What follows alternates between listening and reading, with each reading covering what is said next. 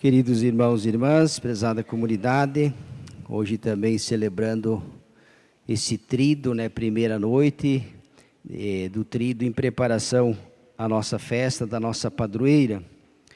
O evangelho de hoje já vai falando um pouco daquilo que vai acontecer próximo fim de semana, o Pentecostes, a manifestação. Jesus, domingo passado, já se despedindo dos seus discípulos, encorajando eles, pedindo que eles permanecessem por perto em Jerusalém, que em breve, em poucos dias, haverá de se manifestar. E é nesse espírito, o espírito da verdade, o evangelho de hoje fala, Eu os consagrei, os guardei, nenhum deles se perdeu, a não ser Judas, o filho da perdição, para se cumprir a escritura. Te peço que guarde eles do maligno.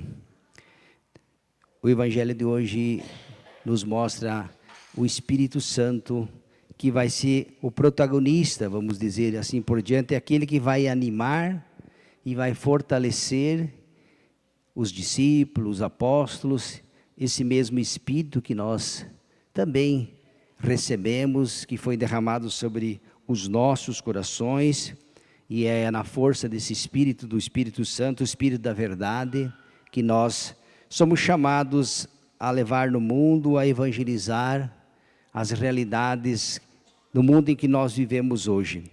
Precisamos muito da força do alto, da força do Espírito Santo. Então nós queremos também hoje pedir à nossa mãe, Nossa Senhora da Consolata, que ela venha em socorro de cada um de nós, nos dê a força, o ânimo, a perseverança, para que de fato nós possamos no mundo ser as suas testemunhas. Precisamos ser testemunhas do Senhor, e é na força do Espírito Santo que nós faremos isso, não apenas com as nossas forças, se nós não formos movidos pela força do alto, se não for a graça de Deus que nos impulsiona, nós podemos fracassar, Quando nós realizamos ou fazemos tudo por amor a Deus, pela verdade, pelo Santo Evangelho, invocando a força do alto, principalmente o Espírito Santo, que foi derramado sobre a igreja, para que ela possa no mundo ser uma igreja discípula missionária. E quando fala de igreja, está falando de cada um de nós, Nós somos chamados a viver e a proclamar. Também hoje as famílias aqui presentes em grande número, celebrando o 7º dia de nossos entes queridos, que acreditamos estarem com Deus. Que bom, quando nós confiamos em Deus, é aquilo que a igreja pede, Nós, os vivos, somos chamados a rezar pelos nossos entes queridos, A igreja, esse salutar costume, sempre fez isso, A igreja sempre rezou pelas pessoas que não mais estão aqui. Somos nós, os vivos, que devemos rezar pelos mortos, Santo Agostinho, num livro que ele escreveu, o cuidado devido para com os mortos, ele fala muito, que nós, os vivos, temos o dever moral de rezarmos pelos mortos, por aqueles que nada mais podem fazer, a não ser contar com orações daqueles que aqui ficam. Então a oração que você faz em casa, sempre quando nós dobramos nossos joelhos, e numa prece, num momento de oração, nós trazemos para a nossa lembrança uma pessoa querida, uma pessoa que não mais está aqui, e rezamos por ela, com certeza. Isso é oração pessoal, Essa oração chega até Deus.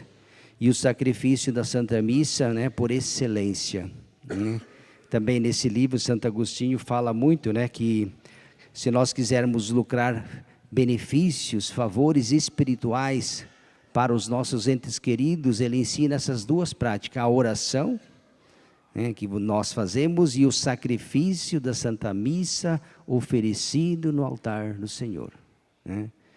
Então é isso que vocês aqui vieram, familiares, parentes e amigos dos nossos irmãos que partiram, e que nós hoje nos reunimos para rezar, para que eles encontrem o descanso, estejam com Deus entre as muitas moradas da casa do Pai, né? Aquilo que Jesus falou, vou preparar um lugar para que lá onde eu estou, vocês também possam estar. Então que eles estejam com Deus na glória eterna, e também, de uma certa forma, pedindo pelos familiares, parentes e amigos, né?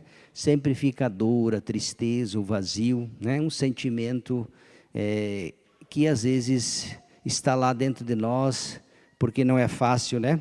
Perdermos quem nós amamos, né?